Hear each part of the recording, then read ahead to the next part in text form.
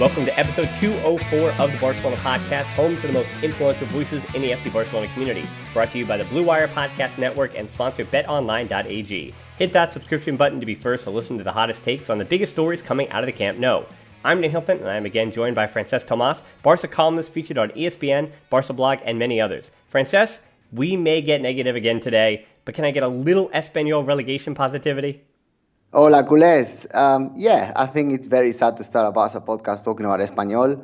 I think that I want to start by saying that La Liga challenge is still alive mathematically, which is good. I'm not sure whether Madrid is going to drop 5 points in the last 4 matches, but, that's beyond our control.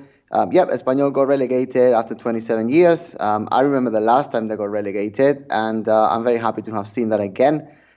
They won't be missed, and Real Madrid is probably going to have 6 less points when they start the next La Liga season. So all in all, 3 positive notes there.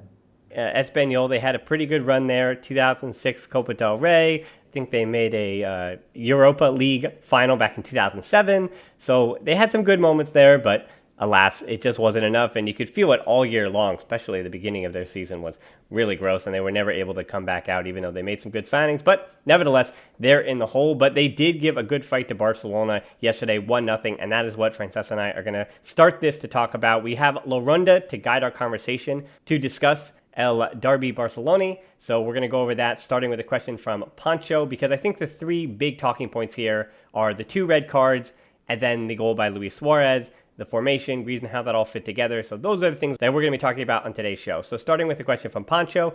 With Fati suspended next game, what do you think about giving some minutes to Collado? Also looks like the Catalan derby moves to the Segunda Division with Espanyol and Girona next season. And I think, Francesc, just to start this show off, from your perspective, I thought, and I was pretty clear, that Ansu Fati and Paul Lozano a few minutes later, it could have been yellows, but I also understand why VAR had them as red cards, because both players left their feet. Both players actually got some of the ball, which is what part of the rule is. But then the rest of the rule is that they also got too much of the man with the open studs on the cleats. So that's why the red card happened. And I think even the Lozano red card, if Fati gets a yellow there, Lozano's is obviously a yellow.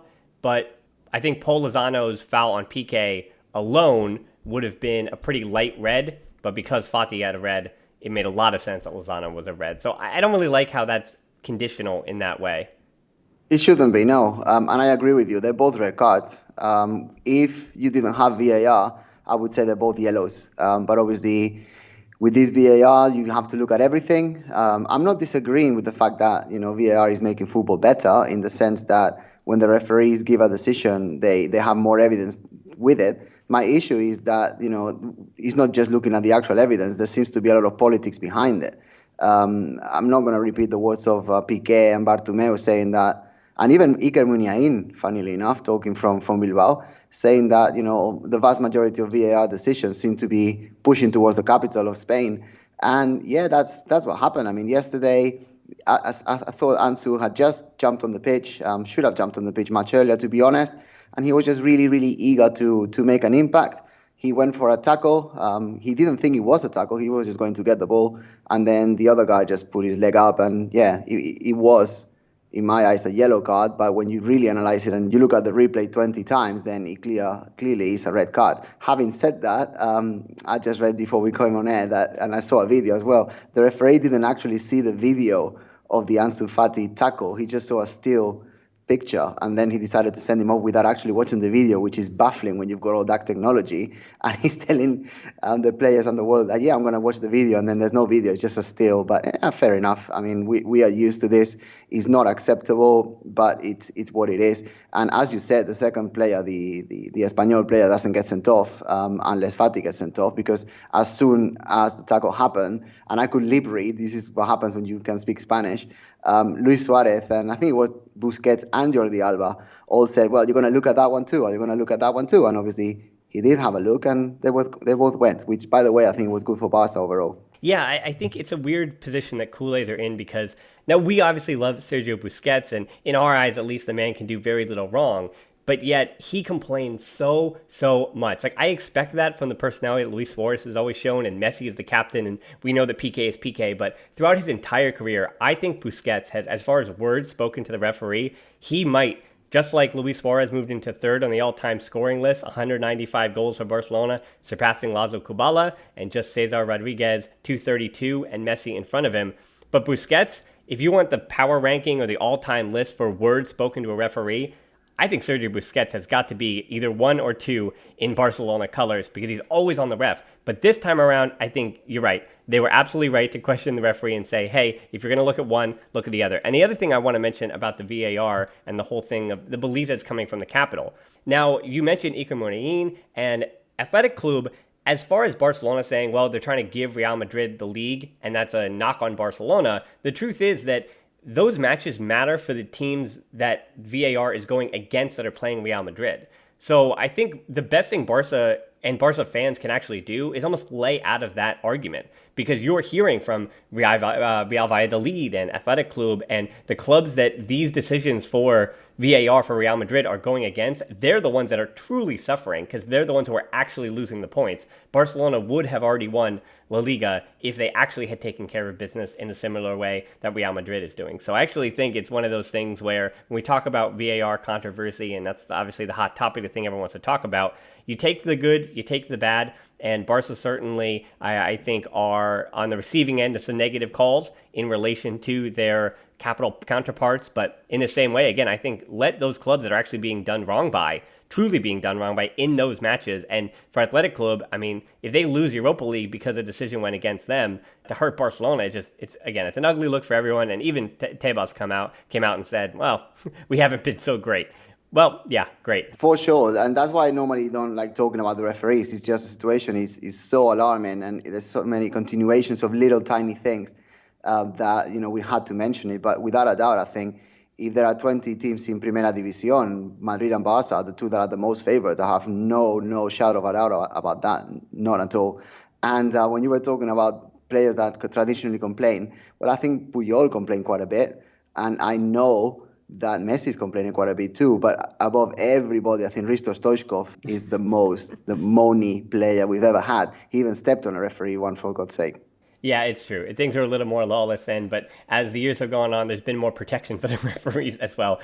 That is for certain. So we got a question from Tom, and I basically want to give a warning that the rest of the questions here on out, at least those that concern the formation, Luis Suarez and Griezmann, and talking about the tactics of the game, a lot of it's connected, so we are going to be stepping on different questions and kind of going through them pretty fluidly. So we're going to start with a question from Tom, and this is more of a broad question about not an individual player, but how do Barca get around this issue of not being able to break down teams that park the bus? Any manager worth their weight in salt will know this is the most successful way to stop Barcelona. And I think I want to add on to Tom's question that for those saying that it was Valverde or Quique Setién, they can't crack the code, they can't figure it out. Again, go back and watch certain matches during the Pep Guardiola years when teams truly did start to park the bus against Barcelona and refuse to come out of their shells and play with a 5 at the back. When that started, that was all the way back in the Guardiola days. So you are seeing now 13, 14 years of teams using this tactic in the Liga, and different managers for Barcelona have had different success with it. And I think the personnel of a team is actually the most important factor there. Yeah, I fully agree with you. I think that the personnel, the squad, the players is what the difference is. I mean, if a team parks the bus and you've got Messi at 23 years old, you've got Iniesta at 25, Xavi at 28, and you've got, Eto'o, you've got Henry, you've got all of those, Dani Alves coming from the side, then it's going to be a little bit easier to break people down. I think the main factor is that Barca are not quick enough mentally and in terms of physical speed in order to find those spaces. I don't think that the players have forgotten how to play football, and I don't think the managers that we've had have trusted a system that is impossible. I think they're constantly more Setién, to be honest, than Valverde, and Luis Enrique had the Neymar, Suarez, Messi up front, so that made all the difference there. So no, we must agree that the players are just not what they used to be. I mean, the clear example was the game against Espanyol. The Barca just were not brilliant at all. They were tired. It was very visible that they were. They lacked air whenever they had a run. There were times that we had the ball and you could see nobody really moving. And I honestly don't know how much more gas Barca have got left in their tank until the end of the season. As Tom mentioned, the Espanyol did park the bus. They had the 3 centre-backs. They had a double pivot in front. And then they had players that, even though they were wide most of the time, because Barca lacked width, which most outlets are calling 4-1-2-1-2. I call it the 4-4-2 rhombus, but that's semantics anyway. I think that the team lacks width like that. It's much more creativity and verticality in the middle. But against Espanyol, with so many people just jam-packed there in the middle, it was difficult to crack. I think Barca were far too casual in attacking transitions, which obviously is never going to work against an ultra-defensive team like that. But I think that at this moment in time, especially we've played, 7 or 8 matches every 72 hours. I think it's just the players' overall lack of stamina. I'm not blaming the players for that because, the employees, they play whenever they're told to play. So in my eyes, you need to point the finger at the manager for not using the 5 substitutions we've got fully. I don't quite understand why Riqui Puig didn't play a single minute. Obviously, Ansu Fati was self-inflicted. He played a couple of minutes. But people like, as Tom mentioned, Collado, Araujo, and players like that, they could come in at any single point, and they're just not being trusted.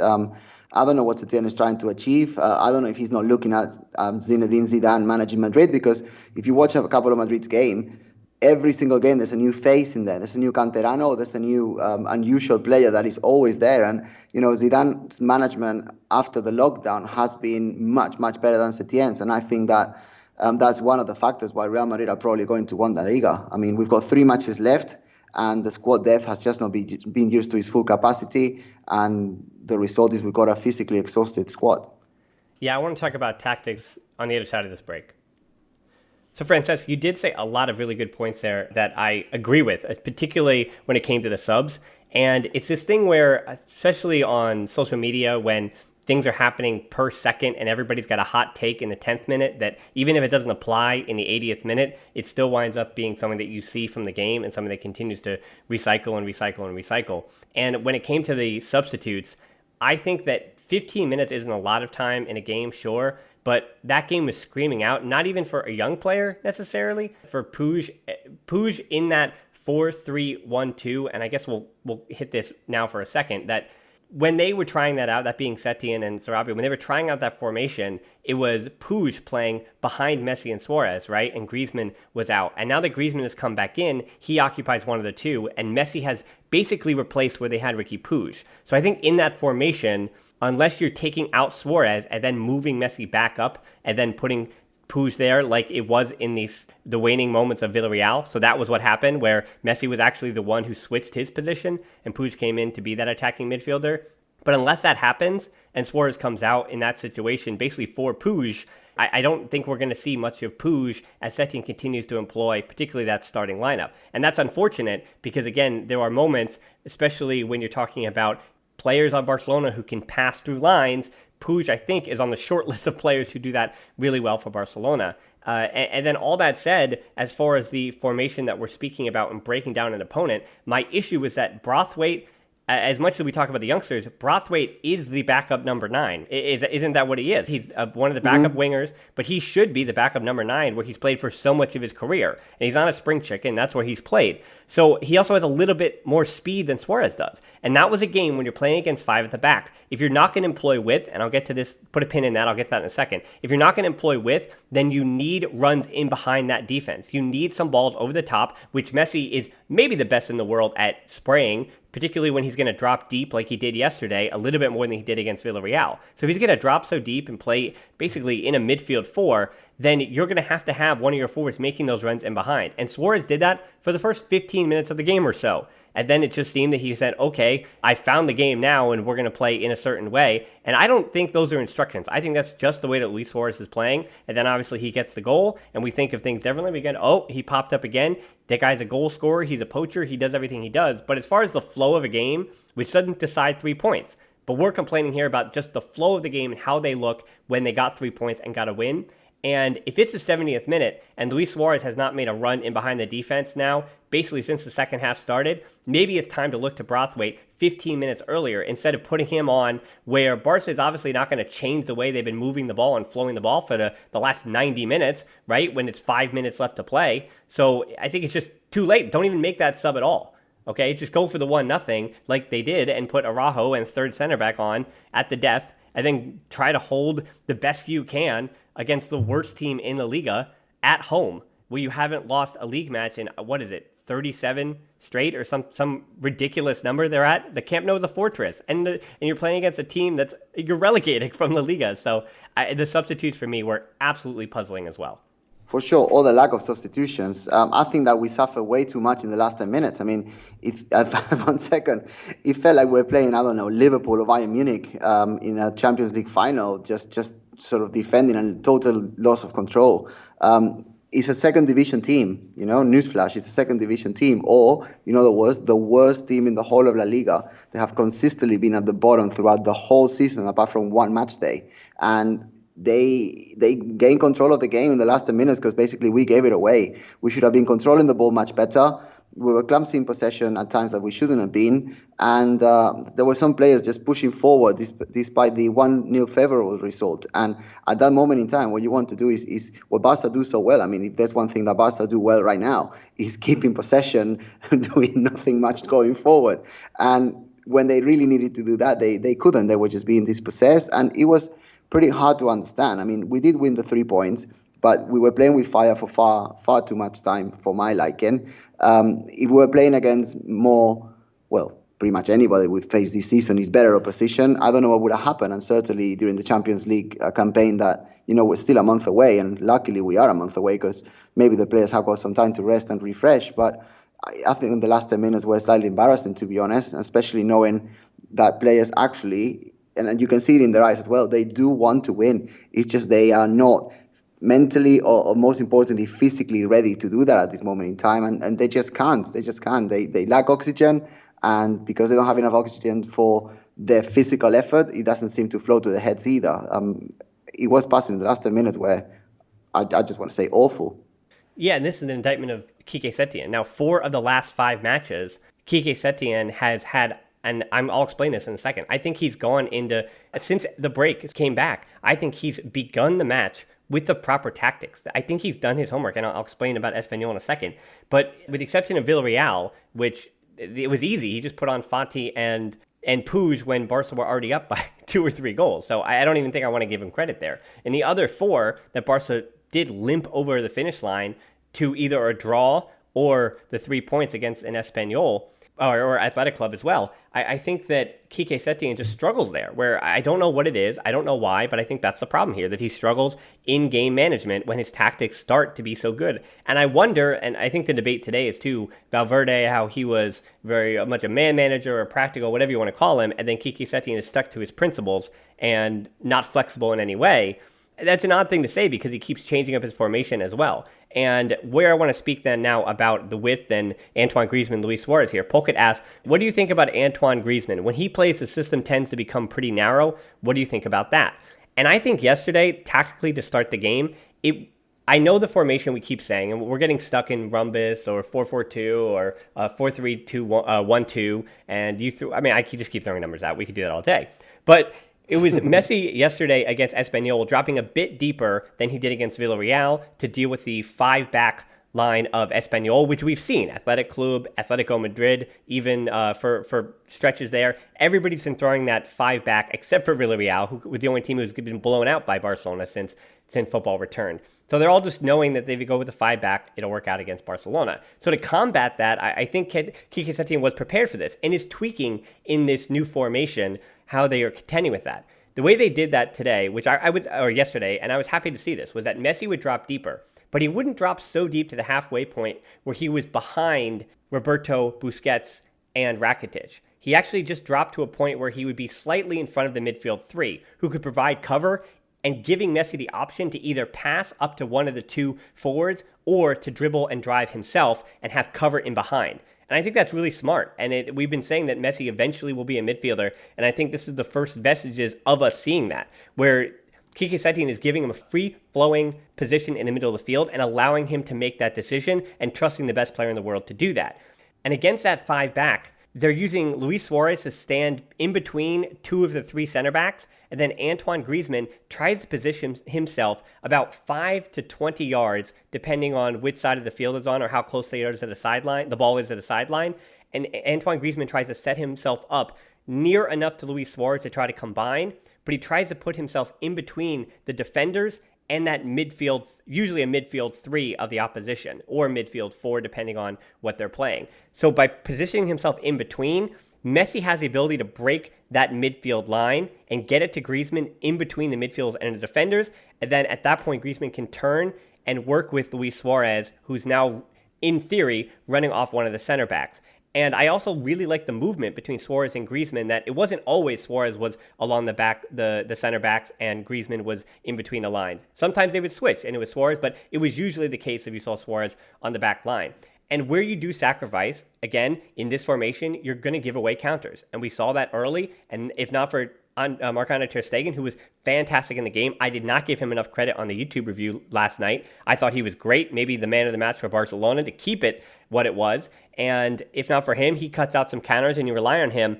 But by not using as much width and keeping Alba and Semedo at home a little bit more, as much as you want to say that they were poor, I don't think so. I think it's a choice to be made. And I think the ability that Barca still has had, they found a way, even with a team parking the bus, to play through the middle.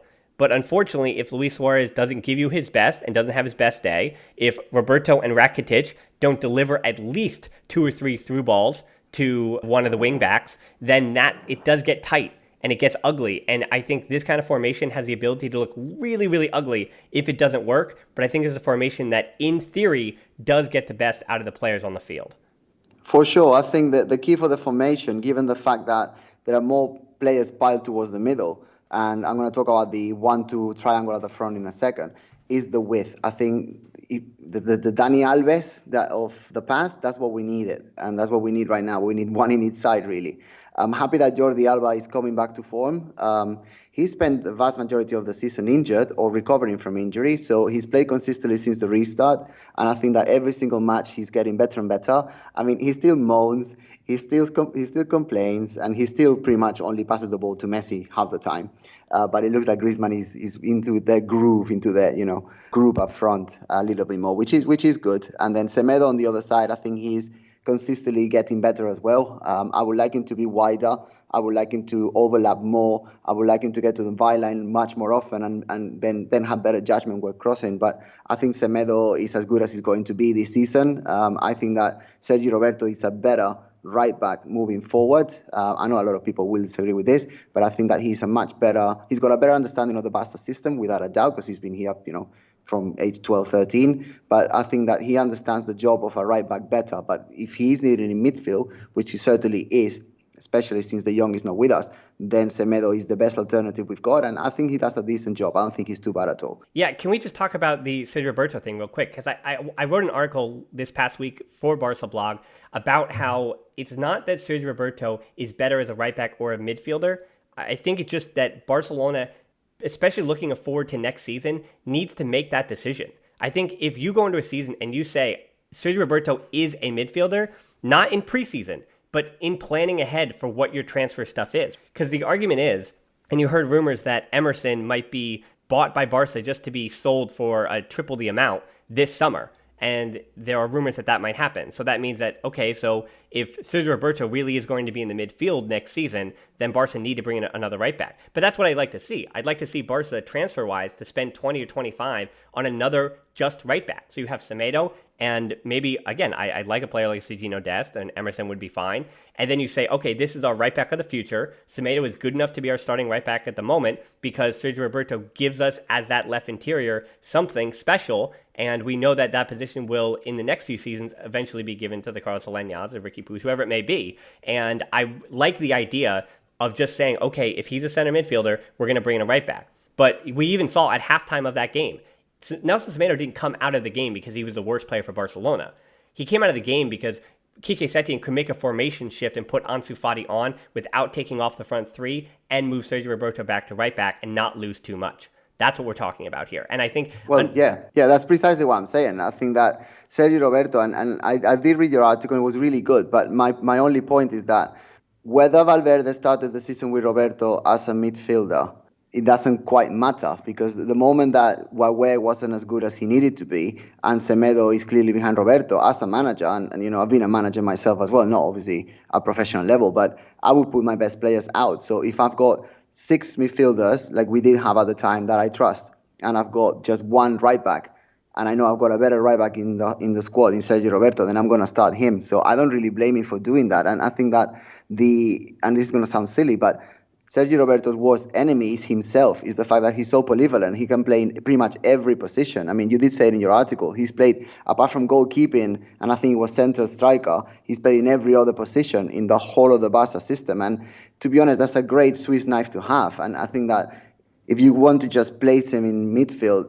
that is great in theory, but I don't think effectively it would be a great solution. Now, I just want to say a couple of things about Griezmann. I know you went over it. I thought he was good. He was much more confident. He was mentally stronger. I think that the goal that he scored in Villarreal really did help him. The 1-2 triangle, I don't think worked as well against Espanyol as it did in the previous game, but I thought it was still good. Griezmann is getting much more participation in this new formation. I think he's more free to move around, and he's more confident to run into those pockets. I think if you put him far to the left or the right, normally would have been the left wing, he's not going to participate as much, and that's why we're seeing Griezmann improving. I liked how he dropped back to participate when needed, as you mentioned, that Messi did. I think Griezmann did that as well, and not just when tracking back, but actually to build from behind, and that made him much more involved. And his increased participation really did help the team as a whole. And I think that we cannot go away without mentioning that Barca's goal was created by Griezmann as well. So overall, I'm very happy with him. Obviously, the team didn't have a single shot on goal in the first half, which was very disappointing, and only 3 in the whole game. But I think overall, we just need to take the games against Espanyol as 3 points that we needed. The team wasn't at its best. Espanyol got relegated, and on to the next one. Yeah, agreed. It's weird. I see so much arguing and contention, but maybe it's because we've been doing this together for so many years that I think we tend to wind up agreeing. So I think the point, just to summarize all that, the point is that we both think that Griezmann and the movement and the changes that Quique Setien has done to start a match have been good, but we both think that I think it stinks. he's been pretty stinky as far as finishing a match and getting a result, and that's been pretty ugly. But one of the other reasons Barca has been playing ugly is because, question from Mel here, why do you think we're not getting the usual goals from Messi? And I think we've been speaking about it tactically, where his positioning and the jobs and the roles that he's currently occupying at the moment. But other than, he had the penalty goal against Villarreal, sure, but his free kicks haven't really been great since we got back from the break, and he usually has 1 or 2 of those to pad his goals as well. But yeah, he's not really getting even many opportunities in the flow of a game, and he's still getting the same amount of attention. So I was trying to look at it from a tactical approach, but I think the other argument to be made is that, can I say, I guess I should whisper it, right? Messi might be tired. Yep, 100%. I think Messi is tired. I think that he's not as fit as he needs to be. And I think that he's been carrying the whole team for far too many years. And obviously, in recent times, far too many games. I mean, it's 8 in, 3 weeks? It's just insane. And I think the guy is human.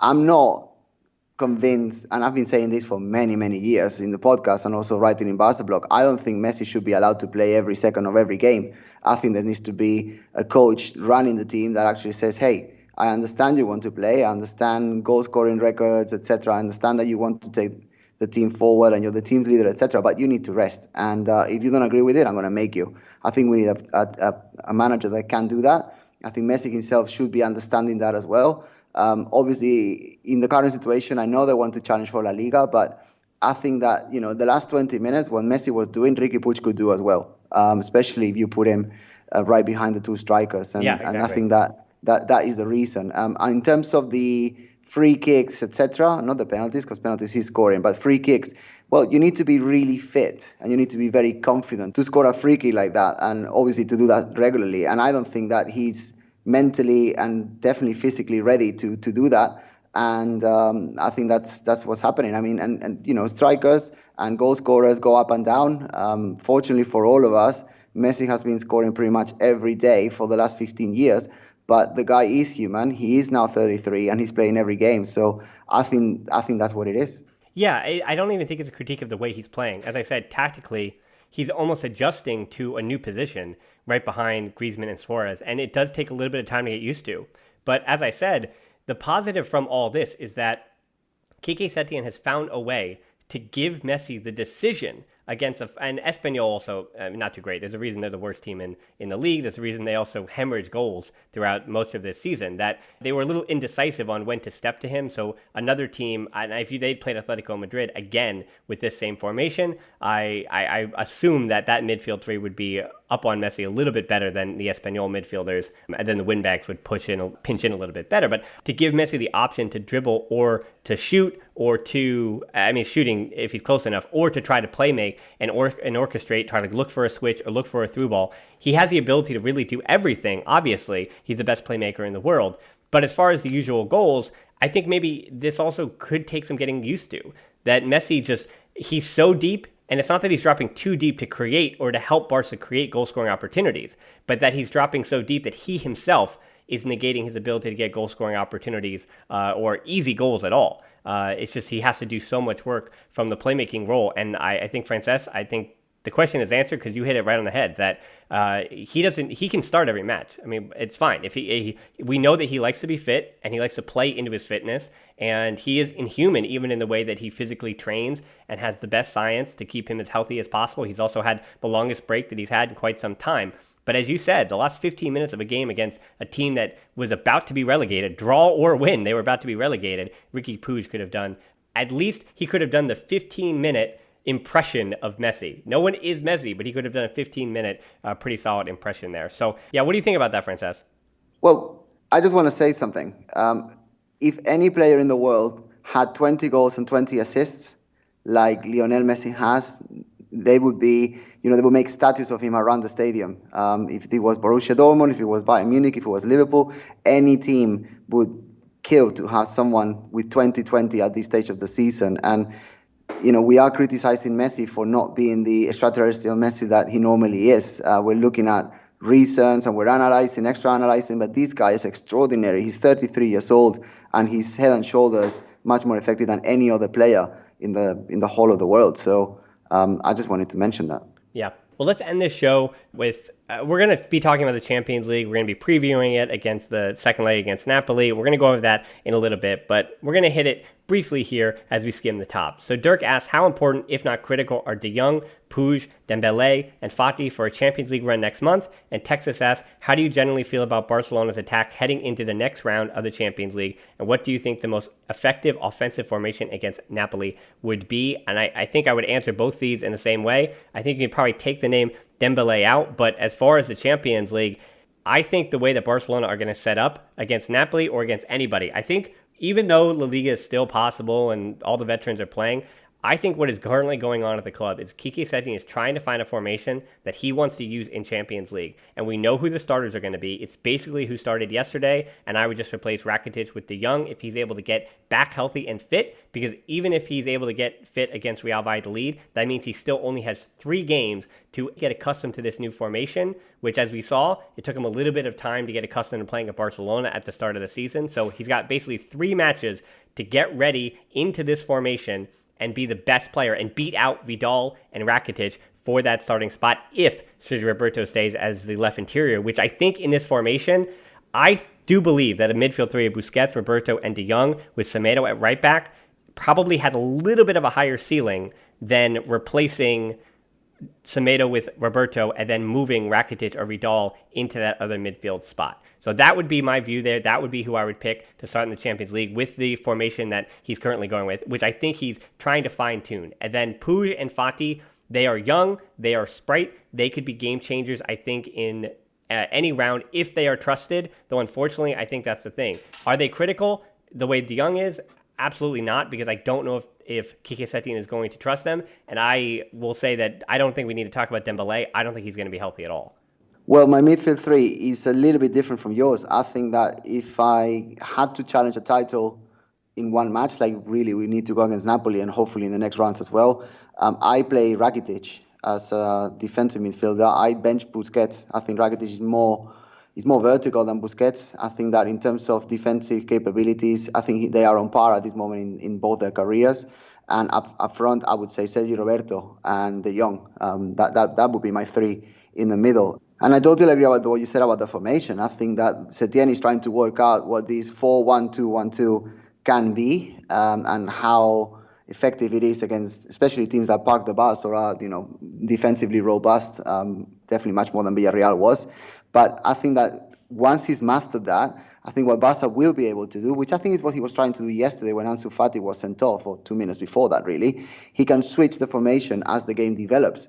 So you can start with the formation that we've seen lately and then go for a 4-3-3, or I think what he was trying to do yesterday was a 4-2-4, because he left Suarez and Griezmann up front at the same time. Obviously, we're never going to know what he was going to do. No, I think you're right though, because I think you're right, because even when the red card came, he moved to that double pivot with Rakitic and Busquets. So I think you're absolutely right that was actually the intention. Yeah, so that's what I'm thinking. So if we can have those three variations, even the 4-2-4 being a variation as well, that we could include, that would give us a lot of opportunities moving forward. But as I said in the previous podcast, regardless of what we do up front, I mean, we need to try and find a solution. We need to try and be effective and incisive and creative, etc. But I think in order to win the Champions League, we need to be much more solid at the back. I think Lenglet has been to a great standard pretty much since the lockdown finished, and I'm very happy about that. But I think that his partner, so Gerard Pique, they're not always aligning, and I think especially tracking back, Pique, unfortunately, I'm sorry to say, it's quite slow moving back, or much lower than he has been in the past. So I think that what he doesn't have in terms of speed anymore because of age and because of fatigue and accumulation of games, I think he needs to make up in terms of positioning. And obviously, when you've got Semedo and Alba pushing forward, which obviously I mentioned already today, it is really important that those two are not holding hands, but you know what I mean? Like if they push forward together. And when they track back, they cover each other's spaces, especially if anyone in the counter, like we saw against Espanyol, for example, with De Tomas. But, if you're playing someone like Mbappe or whatever, they're going to be incredibly fast and they could really hurt us. So to win the Champions League, I am intrigued as to how we're going to break teams up front, but I'm much more wary as to how solid our backline would be, especially if our backline is only two players with one of the right backs that hasn't pushed forward, if that makes sense. Yeah, I err just a little bit differently. I think I'm the same amount of concerned with the stagnant offense at times as I am with the defense. I think Gerard Piqué in the Champions League, I do think he has 4 masterclass games in him left this season, but I hope he doesn't use any of them in the next 3 games. Let's put it that way. I think that he has an ability or to have a run in form of 4 or 5 games, but unfortunately he is not there in the last 3 games. He started coming back from the break well, and then the last 3 games he has not looked his best. And you're right, if he is not at his best, then that defense is pretty much going to fall apart in front of Ter Stegen, and then we're going to have to hope that the German goalkeeper can save Barcelona's bacon like he did in the Liga so many times last year to get Valverde that La Liga title to keep him in charge of Barcelona. So let's finish this, Francesc, with one final question. It's a quick one, and one that we will talk about again because transfers are always in the back of our minds, and we don't even know when the transfer market's going to start or how that's going to work out. But Michael asks, if you could only sign a player at one position of need, which do you go for this offseason? Center back, striker, defensive midfielder, left wing, left back, right back. So the question is not which player do you want, but what position needs to be enforced the most? Well, we need a forward that can score goals, and that can make our attack more variable, more creative, more dynamic, more incisive. I know that regular listeners know that Neymar would be my number one choice, and I'm still not going to change my mind. I think that we need a winger that can give us, when we go for that 4-3-3, an actual option on the left. But then again, if Dembélé can come back to form and he can actually, maintain his fitness whenever he reaches his peak, then we may not need Neymar. But I'm not confident Dembélé would do that. And I think that Barca with a 4-3-3 with width and speed are the most dangerous. Yeah, I mean, I continue to say that I think Neymar coming, especially at his age and the health that he always has, I think not even Dembélé, I think it would destroy the career of Ansu Fati, and then Trincao is also coming in. So I actually do think that the depth that Barcelona do have on their wings is good enough for unbalancing a team even eventually, and I think those players are only going to get better. But as you mentioned, the point here is the center forward spot. Luis Suarez knows it. Everybody knows it. And then number two behind that, obviously, we were just talking about how old our right center back in Gerard Pique has gotten. And I think Araujo is a really good third center back. I mean, not really good, but he is a third or fourth center back. He's good enough to get back up at Barcelona, but he is certainly not ready to walk into a starting lineup and replace Gerard Pique next year. I think you do need a player with a little bit of a higher ceiling, as good as I think Araujo can be. But yeah, the striker, that's why Lautaro Martinez is the one that when we're yelling about, there are even reports and rumors that are not true this week that Lautaro Martinez has already been locked up for 111 million euros that Barca will pay in October, because obviously they're going to take out a bunch more loans as well and ask for pennies in that way. So as much as those rumors are still going to be floating out there, the reason why throughout the entire Kool-Aid community you don't see too much opposition, or people will say that's too expensive, but people also, I think every Kool-Aid understands that forward spot, that center striker spot, that Luis Suarez, as much as we get on him, as much as his speed frustrates us, as much as the last 2 seasons or so, it's been difficult to watch him slow down. He still bangs in 15 goals this season, and he is still the third all-time leading goal scorer for Barcelona. So it cannot negate just how good he is. Even as his body breaks down and declines on him, he is an absolute legend. His personality is one that I will always dislike and be frustrated with, but he has fit perfectly into the Barcelona that has won La Ligas in the last few seasons and has won Copa del Reyes and has been one of the best teams in the world. And Luis Suarez has been such a part of that, and it's a tall task to try to replace him. But yeah, if I could sign one player at one position, it's going to be a striker, not a winger, not just a generic forward, but or like an Antoine Griezmann, not a secondary striker. Again, please stop with that. No attacking midfielders like Coutinho, just a striker, a goal scorer, a guy that's going to be in the box and create havoc, and also can score a golazo or two. That's what Barcelona needs. So you want the final word here, Francesc? No. I think that we are both consistent with our opinions week on week, so it's good to see that. Well, yeah, we do try to switch it up, and as Kiki Setien switches up formation, thankfully it gives us different things to talk about as we near the end of the season. As we said, Champions League is going to start to come into the forefront of our mind as La Liga continues to, I think we only have 1 or 2 more shows before La Liga is over, and unfortunately we don't have to talk about who'll win La Liga, and then it's time for the Champions League, and then it'll be transfers before you know it, and then it's next season, and who knows, coaching, elections, yada, yada, yada, yada. So I think there's still a lot to talk about, even twice a week as we've been doing it recently since the quarantine. So I want to thank you to listeners so much for listening. If this is 1 show a week for you or 2 shows a week, thanks so much for listening. You can tap in your app and check out the show notes to subscribe. You can find us on social media too. We're on Twitter at the Barcelona Pod, or Hilton D13 for me, and on Instagram at the Barcelona Pod. Our closed Facebook group where we got these questions in La Ronda from is tbpod.link/group. Deeper dives and discussions. You can also help us out on Patreon to continue making these shows and get those quick take match reviews at tbpod.link/Patreon. We're also on YouTube at the Barcelona Podcast. I've got some tactical breakdowns over there where if you actually want to see pictures that relate to some of the words that I'm rambling about here, go over to the YouTube channel, give us a like, and hit that subscription button. That's a big help over there as well. So thanks so much for listening to the Barcelona Podcast. Until next time, we'll talk to you soon, and Forza Barca. Forza!